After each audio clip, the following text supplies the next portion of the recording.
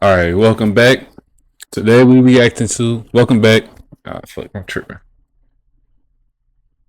All right, welcome back. Today we reacted to a detective realizes the cop is actually the murderer. This one should be interesting. Let's go ahead and get into it. While cops are here to help and protect citizens, what happens when they're actually secret killers in disguise? Was it Kelly? Yeah, right now you're charged with murder, and it is Kelly.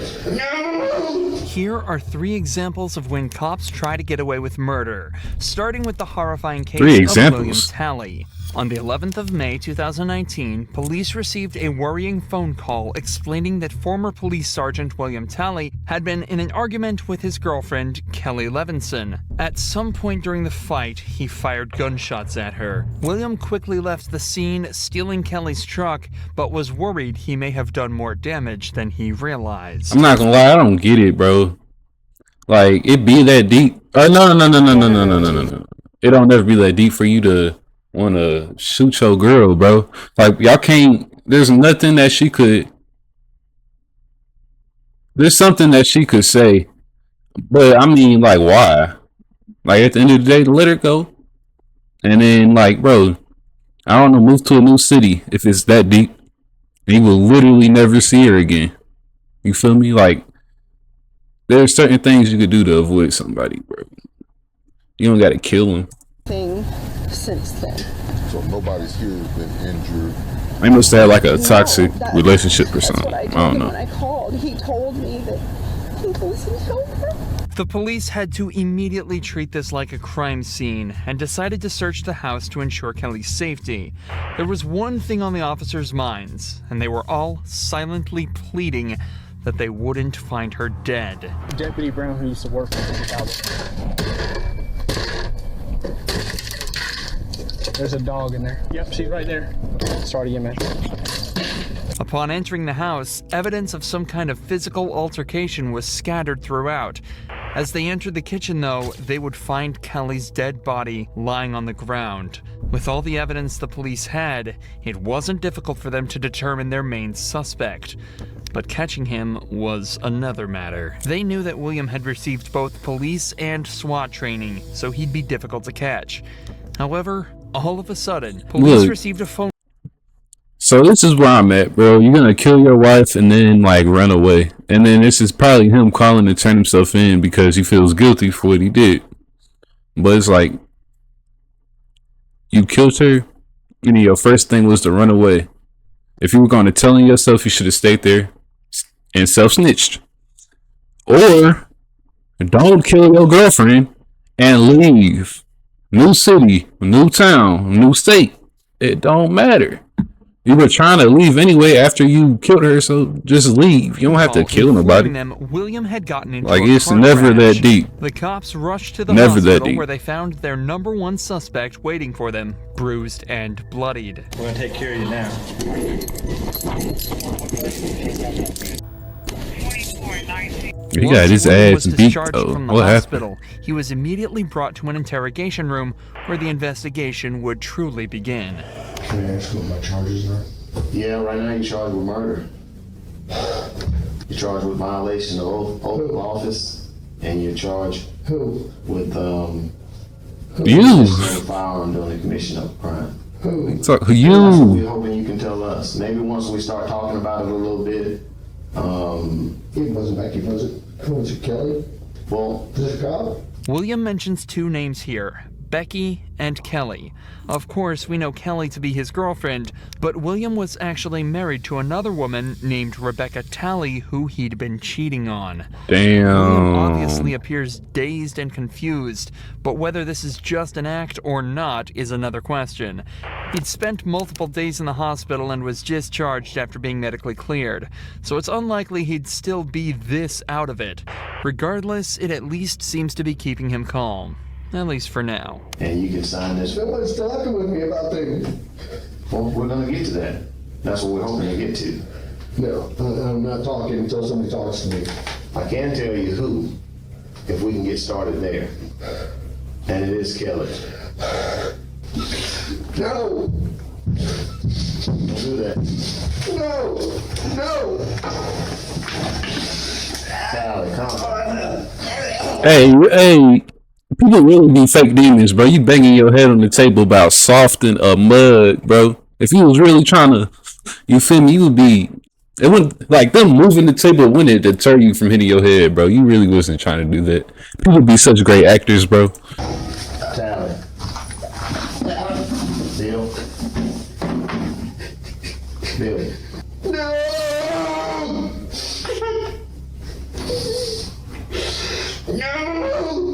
There's a small chance William really is this distraught over Kelly's death, but he was completely unaware of what he was doing at the time. So it seems more likely that he's actually just using this as a guise to vent and scream about how his life is pretty much finished and over a small argument with his mistress. He's also likely frustrated that he got caught so easily. Remember, this is a man with SWAT and police training. He knows how to evade the cops, but almost instantly after going on the run, his plans were shut down in an incredibly unpredictable way. William manages to calm down while the detective talks to him, but only for a few short seconds. Bill, let me get some napkins. Bill. Bill, no. Stop, Bill. Relax. Bill, stop. Bill, stop. Bill, relax. Bill. Fine, but let's not do this, okay? Okay? Just let's not do this. Who else took hurt? Right now you're hurting yourself. I don't care about me. Well- Who else got hurt? There's no one I else. keep hearing people whisper, or whispers. Okay. I don't care about me. What whispering do you hear? No, tell me. You don't care about anyone, bro. You killed your girl There's no one else. you was cheating with. What you're You don't care watching about is your a wife. man who knows You don't care about the girl you had the without a affair doubt he's with. guilty, doing everything he can to try and find a way out.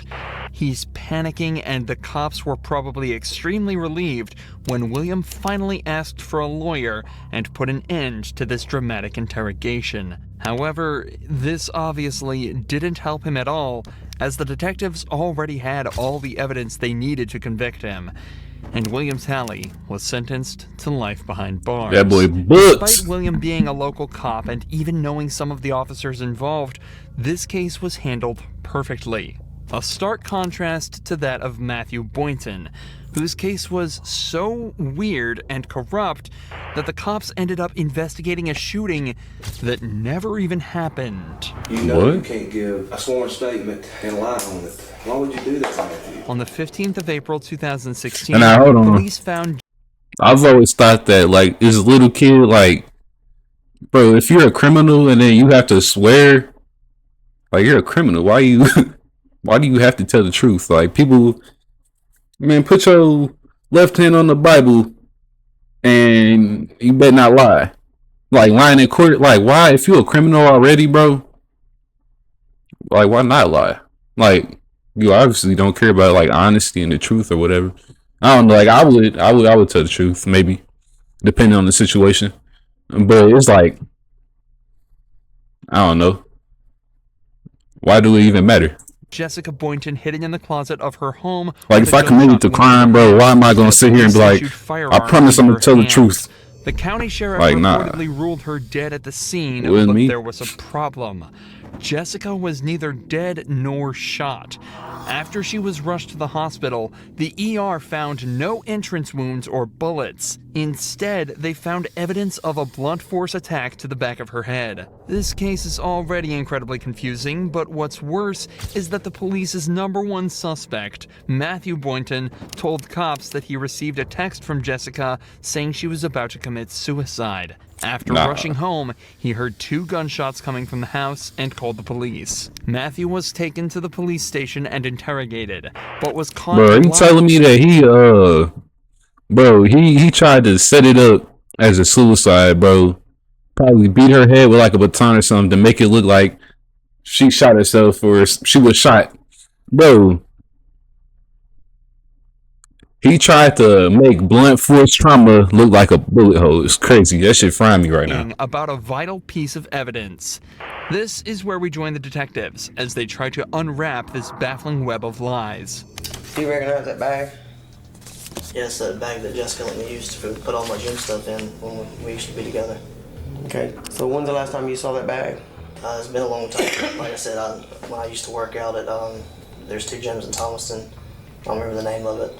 I used that one, and I had a gray Nike bag I used to work out in. So I interchanged my stuff like protein drinks, powder shakes like pre-workout, workout shorts, pants, shoes, whatever. I'd put it in that bag or my Nike bag. Suspects who aren't telling the truth tend to over-explain as they feel they have something to prove to detectives. If they can give lots of information over, they think it'll convince the detective that they're not lying, as they couldn't possibly make all of that up. However, in actuality, suspects telling the truth will give a more instinctual, simplified answer to the question because they don't have to think about it as much. Bear that in mind as the interview continues. So when's the last time you saw that bag? I mean, it's been a while. Like, I don't know an exact date. I don't know. I think my stepdad, he had it in the white trailer, and that's been a while. And he brought it, but I haven't been through it or anything. Put it in my storage thing in my house, which is like when you pull in the driveway. It's a little storage thing on the right. You open the door and it's got all my stuff in there. I had to clean some of it out recently. That was tossed in there, but I mean, it's in there with a bunch of my stuff, like a brown tub I used to keep in my old patrol car with gym stuff in it and work stuff. Remember, that answer was given in response to the question, when was the last time you saw this bag? He overly talking, yeah. Answered in a single sentence. The detectives already knew that Matthew was lying about this bag, as that's the whole reason he was brought to this second interrogation. But now they're 100% sure he's hiding something, and they're about to call him out on it. All right, Matthew. I've known you a long time. When y'all were in the process of moving, and you moved into the house that you're at now, your residence, did you or did you not see this bag? Yes, sir. It was in my storage room in the garage. Now, why would I be holding a picture of this bag? I guess because Jessica brought it into you. Why would Jessica have it if you had it at your house? You liar. I don't know. I guess somebody got it. Lying In the ass. garage in my shed. Who would have got it? There's a couple of people. I don't know All right. exactly who. The bag was completely filled with female clothes. And this is one photo of it. Bro.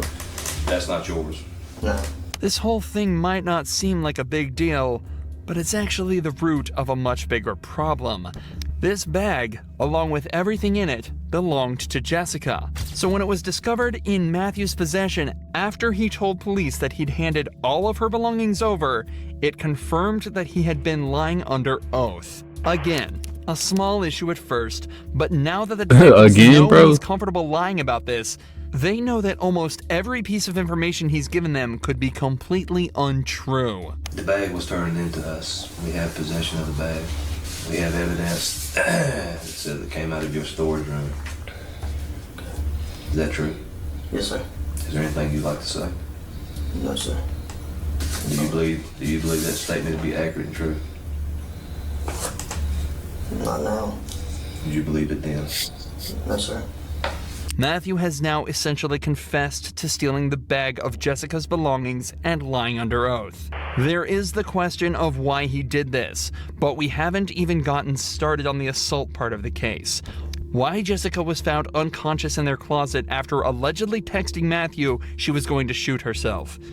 As it turns out, though, the police would also never move on to that part of the case, and it remained completely unanswered. Matthew was charged with stealing and lying under oath, and after being placed on administrative leave, he resigned from the force, but went completely uncharged for whatever happened on the night of April 15th. Bro, what? Many people have been left wondering why that may be, but the most obvious answer lies in police corruption. Bro, just pigs covering up, nigga. So happened to Other be Matthew's pigs, bro. granddad, Come on. the same sheriff who lied by pronouncing Jessica dead at the scene. That's right. Matthew's granddad was the sheriff. Bro, what? So the sheriff was the Bro, everybody knows what happened, bro. Little dude lying under oath, bro, killed that girl, and then his granddad was like, bro, fuck. He ain't do it. She dead right now. He ain't do it. Like, bro, that's something I can't stand, bro. Like, make your family member take accountability, bro. Somebody who can't take accountability, bro. Like, that's the worst type of person, bro. Cause what you mean, bro? Yo, grandson. Like, bro, look, if I was a granddad right now,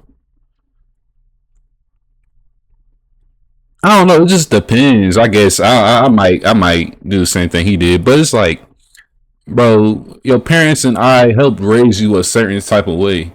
You grown. You're a police officer, and you like if I lie, you might ruin my career and my integrity. That's something I don't play, but it ain't gonna ruin my integrity. So I might be like, yo, go tell the truth before I do. Like on some trying to scare them into snitching, because I wouldn't want to, but I mean, if that was the only choice like left, I might have to take that road.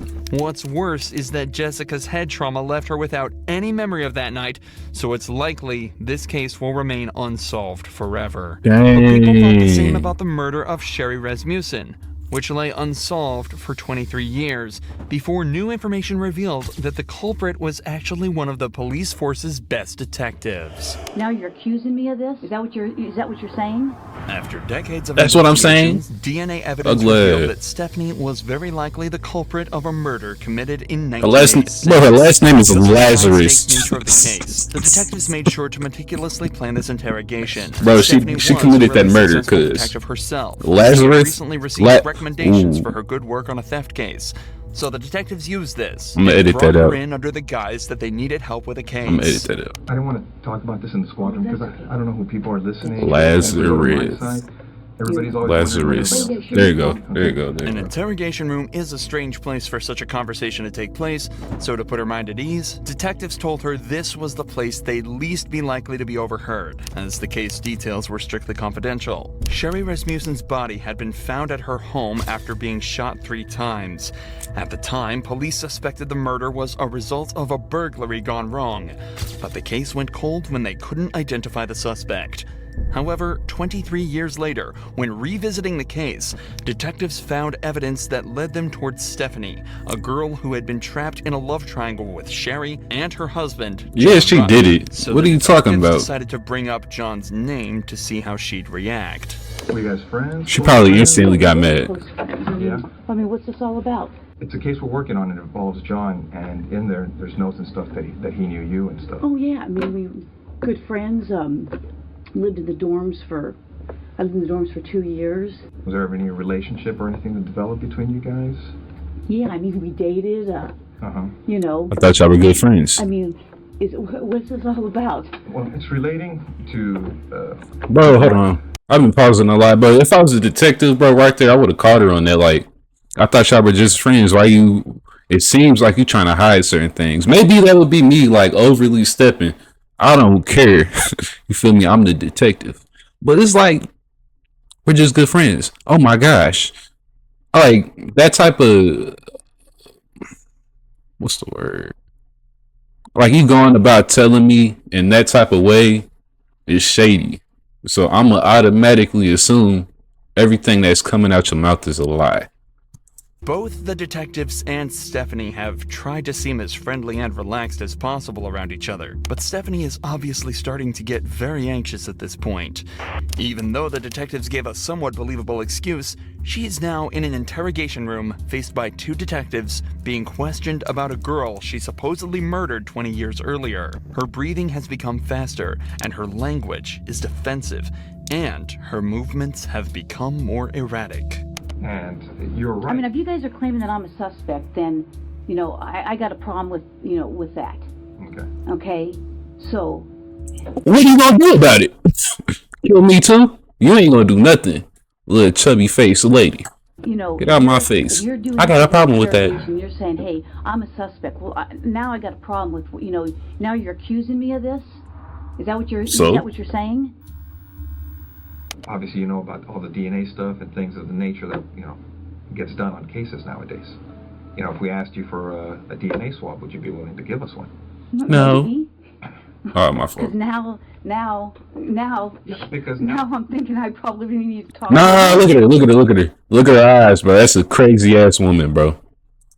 Stephanie She killed him. chooses to provide Or DNA whoever evidence, died hoping was because of her. willingness to help out would ultimately prove her innocence. But unfortunately for her, just 5 minutes later, The detectives decide they've heard enough and put her in cuffs. Months later, after a long and arduous trial, a decision was made by the jury. We, the jury, in the above entitled action, find the defendant, Guilty. Eileen Lazarus, guilty of the crime of murder of Sherry Rasmussen.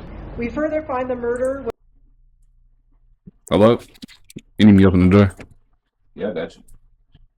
agreed. After hiding it for 23 years, Stephanie Lazarus was finally found guilty of murder and sentenced to 27 years behind bars. Bro, this is my thing, bro. White people get, bro, sentenced, or, bro, you know what I'm trying to say, bro. They get found out that they killing people and they get 15 years, bro. Let a black person get, bro, they get in life, bro, or the penalty, bro. That'd be the thing, bro. Like, oh, you killed your ex and then 3 other people, it's 27 years. You're black, get that nigga 60.